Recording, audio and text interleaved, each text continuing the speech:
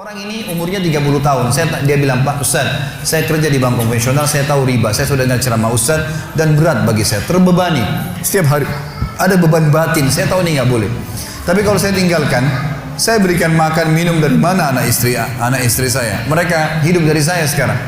Saya tanya, Mas umurnya berapa? Dia bilang 30 tahun Ustaz. Baik. Sudah berapa lama kerja di bank? 3 tahun. Berarti 4 tahun. 3 tahun atau 4 tahun? Anggaplah 3 tahun, berarti 27 tahun yang lalu belum kerja di bank. Saya tanya, 27 tahun yang lalu ini Anda di mana? Dia bilang, saya dari kecil mulai kerja, sekolah, SD, SMP, SMA, kuliah semua dibiayai oleh orang tua saya.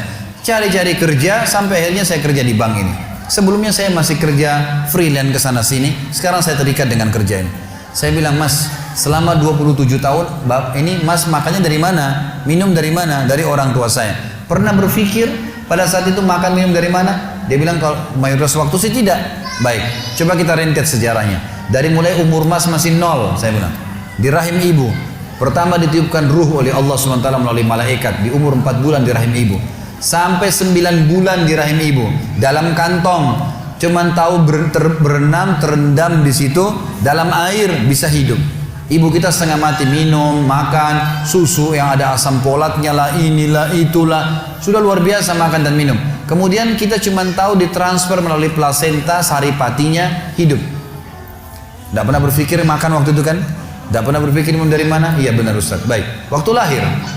Waktu kita masih SD, masih kecil, anak-anak SD, SMA, masih sampai SMP, sampai SMA pun, kadang-kadang masih kuliah. Kalau dia masih bergantung pada orang tuanya, masih minta, ayah, ibu beliin, ayah, ibu beliin. Kadang-kadang marah kalau orang tuanya nggak beliin, tidak mau tahu dari mana uangnya. Pernah nggak berpikir waktu itu dari mana uangnya? Tidak pernah berpikir. Anak-anak cuma nangis beliin permen, nggak dibeliin, beliin es krim, nggak dibeliin, nangis. Gitu kan? Baik, kita selalu dibelikan. Dari mana semua uang itu? Secara mata, kasat mata manusia, orang tua kita yang punya, tapi sebenarnya itu rezeki yang Allah sudah berikan kepada kita. Sudah tercatat itu rezeki buat kita.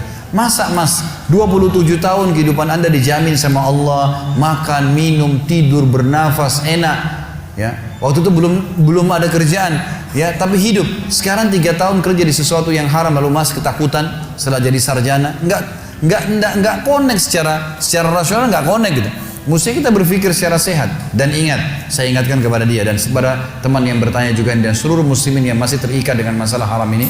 Teman-teman sekalian, ada ayat Allah yang berbunyi, A'udzubillahi minasyaitonirrajim, Innallaha la yughayyiru ma biqaumin hatta yughayyiru ma bi anfusihim.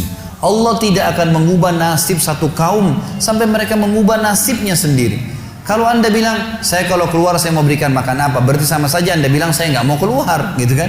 Mau tetap di situ. Kalau kita nggak mengambil langkah, nggak mengubah nasib kita, nggak keluar dulu, maka kita akan terkurung terus. Allah nggak akan mengubah nasib itu. Harus keluar dulu, baru Allah ubah nasibnya. Memang begitu.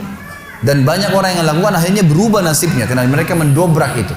Teman-teman, ada sebuah kaidah hidup. Ini pegangi. Jangan kurung diri kita di bingkai kehidupan yang kita buat sendiri. Misal gini. Saya kalau tidak minum kopi pagi hari kepala saya pusing. Misal, ada orang bilang begini, kalau pagi hari nggak ada kopi pusing nggak kira-kira? Pusing. Karena dia sudah sugesti dirinya, kalau nggak ada kopi kepala saya pusing. Teman-teman yang masih merokok, coba tanya, kenapa Anda merokok? Saya kalau tidak merokok tidak bisa berpikir. Tidak merokok saya tidak percaya diri.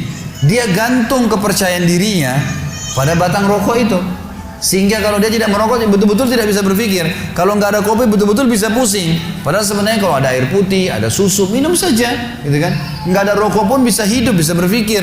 Ini namanya bingkai kehidupan. Kalau bahasa saya, itu biasanya kita kurung di situ, berputar-putar di situ, kita nggak mau keluar. Padahal kalau kita keluar dari bingkai itu teman-teman sekalian, kolam yang sedang kita tenggelam di dalam, kita keluar, bumi ini masih luas, dan kita punya banyak peluang. Jutaan peluang di depan mata kita. Saya masuk di Gramedia, saya temukan satu counter, ada khusus untuk buku-buku investasi. Itu ada tulisan buku-buku bagus, kreatif sekali. Tulisannya itu memulai usaha dengan modal 5 juta. Ada buku memulai usaha dengan modal 10 juta, 20 juta, 15 juta, 20 juta, per 5 juta tuh naik. Ada buku harganya cuma 20.000, bisa dibaca. Kreatif, coba kembangin, bisa. Tapi Allah tidak akan mengubah nasib kita kalau kita tidak mengubahnya, teman. Harus mengubah dulu. Gitu kan, keluar dulu. Kaki kita kena lumpur, jangan bilang saya mau bersihin di atas lumpur, susah. Lumpurnya ada, keluar dulu baru bersihin kakinya. Maka jadi bersih kaki itu, gitu kan. Tapi kalau dalam lumpur kita siram airnya percuma, gitu kan. Lumpurnya tetap ada, maka harus keluar dulu memang.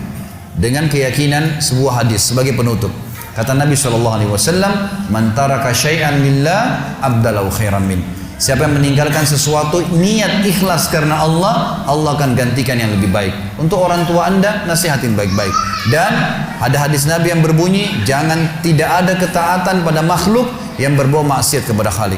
Orang tua kita kalau larang kita pindah dari bank konvensional, ini riba, haram. Nggak boleh dipatuhi orang tua. Gitu kan? Orang tua suruh seorang muslimah buka jilbabnya, nggak boleh dipatuhi ini. Kepatuhan hanya pada hal yang tidak bau maksiat kepada pencipta. Itu boleh. Kita lagi sholat wajib, orang tua kita panggil, nggak boleh kita berhenti. Tapi kalau lagi sholat sunnah boleh. Gitu kan? Jadi harus difahamin bagaimana memahami hukum-hukum syar'i itu. Allahu a'lam. Semoga Allah memudahkan anda dan seluruh muslimin untuk keluar dari keterkaitan.